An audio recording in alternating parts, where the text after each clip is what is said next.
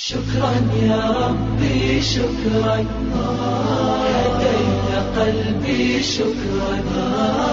نورت دربي شكرا شكرا يا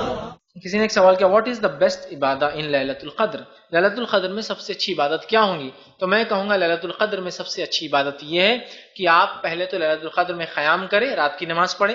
تلاوت قرآن کریں، ذکر کریں اور ایسی دعائیں کریں جو اس میں خاص طور سے ثابت ہے، جیسا کہ وہ ایک دعا اللہم انک عفو تحب العفو فاعف عنی یا فاعف عنا، اگر جماعت میں کر رہے مطلب بہت سے لوگ، تو اے اللہ تو جو ہے معاف کرنے والا ہے اور میرے گناہوں کو تو مکمل طور سے معاف کر دے۔ اللہم انک عفو، تو معاف کرنے والا، تحب العفو، اور تو عفو محبت کرتا ہے، معاف کرنے سے محبت درگزر کرتا ہے، معافی دیتا ہے، فاعف عنی، تو مجھے معاف کر دے۔ یہ دعا کثرت سے کیجئے، اس کے علاوہ اور بھی ذکر ہے وہ کثرت سے کیجئے، قیام کیجئے رات میں اور تلاوت قرآن کیجئے، اور یاد رکھیے قیام جو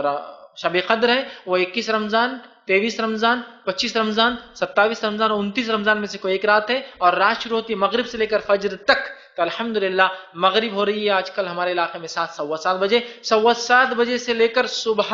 فجر تک تقریباً 4:30 بجے تک لیلۃ القدر ہے۔ اس قدر کا فائدہ ہے کہ 1000 مہینوں سے افضل ہے، تو لہٰذا قیام کیجئے۔ اب پورے وقت تو قیام نہیں ہو سکتا، تلاوت کیجئے بیٹھ کر، پورے وقت بھی تلاوت تھوڑا مشکل ہوتی ہے، انسان کو اکتاہٹ آتی ہے کبھی، ذکر کیجئے، پورا بھی ذکر نہیں ہو سکتا، دعائیں کی ترتیب بنا لیجئے۔ آپ مغرب ہو گئی، عشاء کے بعد قیام اللیل یا پھر عشاء کے بعد تلاوت قرآن، پھر رات کے ایک حصے میں چونکہ آخری حصے میں افضل ہے قیام اللیل کیجئے، پھر اس کے بعد آپ قیام اللیل ہونے کے بعد اگر کچھ اور زیادہ نفل پڑھنا پڑھ لیجئے، اس کے بعد آپ ذکر و اذکار کیجئے، خوب گڑ گڑا کے آخری پہر میں چونکہ اللہ تعالیٰ مغفرت بھی کرتا ہے، معاف کرتا ہے ہر روز، تو آخری پہر سحر سے پہلے خوب دعائیں کیجئے، اور پھر اپنی وتر کی نماز پڑھ کر آپ سحر کر لیجئے، پھر